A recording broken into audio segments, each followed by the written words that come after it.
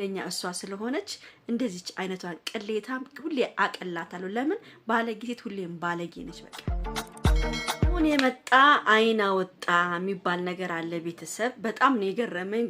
ገና ትላንትና ከመታረቅሽ ቀለበት አርግልኝ ገና ይሄ ልጅ ከሚስቱ ገና 3 ቀን እንኳን አልሞላውም። በቃ የሆነ የመጨረሻ ውሳኔውን ሲወስን ማለት ስም ሄርሜላ እንዳንቺ አይነት ቅሌታም ባለጌውን እንዳንቺ አይነት ትዳር ያለውን ወንድ ከሚስቱ ፈንቅሎ ወስዶ አግባይ ለሚል ሴት እኔ መቼም ላንቺ ክብር አይኖርኝም። መቼም ግን አንዳንዶቹ ላንቺ ክብር ሊሰጡሽ ይችላሉ።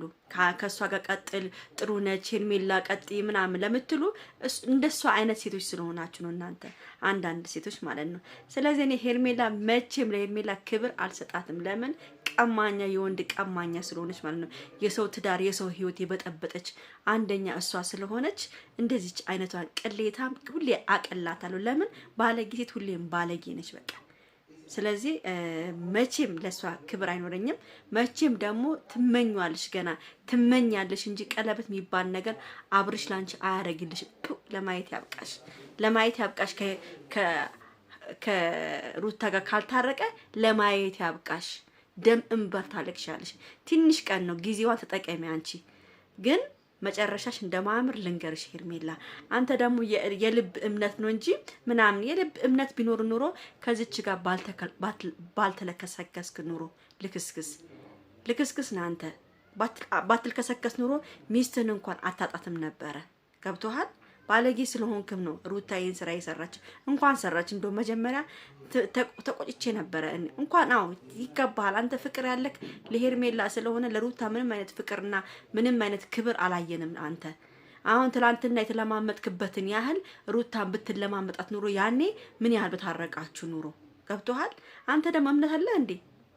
እምነት የልብ እምነት ነው እንጂ ቀለበት በተደረገ አይደለም። ተው እንጂ ለምን ታረ ለሚስትህ ካልታመንክላትም ለምን ለሚስት አልታመንክላትም? ደግሞ አታፍሪም? ቀለበት ስትይ እከካ እኔ ላንቺ መቼም ክብር አልሰጥሽም ባለጌ ስለሆንሽ ማለት ነው። እና ቤተሰብ አንዳንድ ልጆች በጣም ተገርማላችሁ። ከሩታ ጋር መለየቱ ለእናንተ አንዳንዶች ደስ ካላችሁ ተሳስታችኋል። ነገ ተነጎዲያ ለማየት ያብቃችሁ። ተውት ነገ ተነጎዲያ ግን አብርሽና ሩታ መቼም አይለያዩም። ዞሮ ደግሞ ይገናኛሉ። ደግሞ ሄርሜላ የምትባየው ንፍጣም ማለት ነው። በቀደም ትላንትና የሰራሽውን ቪዲዮ ነው ማቻሉ። ምን አገባሽ ስለ ሩታና ስለ ልጁ? እኔ ልጁን አሳድጓለሁ ምት አንቺ የማን ቤት ነሽ? አንቺ ጦሰኛ ሴትዮ ደግሞ አንቺ የሩታ ልጅ አንቺ ልታሳድጊ አንቺ ማን ስለሆንሽ ነው የሩታ ልጅ አንቺ የምታሳድጊው? ቅሌታም የወለድሽው ልጅ እንኳን አላሳደግሽም። ሂጂ የወለድሽው ልጅ ከዛኛው ሰውዬ የወለድሽው ልጅሽን ማሳደግ ትችያለሽ። አንተ ደግሞ አብርሃም የምትባለው ዛሬ ሼር ያደረክለት ልጅ አይቻል ማንዶን አላቀም ምን ስትል ነበረ? ልጄና ሩታ መሄድ አይችሉም። አንተ ከሷ ጋር ልትልከሰከስ አይደለ እንዴ? ቀለበት እያለች ካደለ እንዴ? ሄርሜን ሩታ የፈለገችበት ቦታ መሄድ መብቷ ነው። እሷ ከፈለገች ጭንቅላቷ ከፈለገ ሩታ የፈለገችውን የማድረግ መብት አላት። ገብቷቸዋል? ስለዚህ አይመለከ ይሄን ቪዲዮ በደንብ አድርጋችሁ ላይክ እያደረጋችሁ ለዚህ ለሄርሜላ አድርሱልኝ። ሩታዬ ደግሞ የኔ ፍቅር የኔ ማር በጣም ናፍቀሽናል። ሁላችንም ናፍቀሽናል። ሁላችንም አንቺን በአዲስ ነገር እየጠበቅሽ ነው። አዲስ ነገር ሚዘሽ እንደምትመጪ በጣም ትልቅ እርግጠኛ ነኝ። የሆነ ቦታም ልትሄጂ እንደሆነ ሰምቻለሁ። እዚህ ሀገር ነው ውጪ ሳይሆን እዚህ ሀገር የራሷ የሆነ ልትዝናና የራሷን ጭንቅላት ልትሄድ እንደሆነ ሰምቻለሁ። እንግዲህ ሩታዬ በርሽበት ሁሉ ይቅናሽ ነው የምለው። ማንንም መስሚያሽን ጥጥ አድርጊ። ከዚህ በኋላ ይመችሽ። ሁሉ ነገር ላንቺ ምቹ እንዲሆን ነው የምንፈልገው። ለምን አብርሃም ያለ ሴት መቀመጥ ስለማይችል እንግዲህ ካንቺ ወደ ሄርሜላ በይቅርታ እባክሽ ብሎ እንግዲህ እሷ ጋር ተመልሷል። ለሷ የሚሆናት መስሏት ነው እንጂ አይሆናትም። አብርሽ ለሷ የሚሆን ወንድ አይደለም።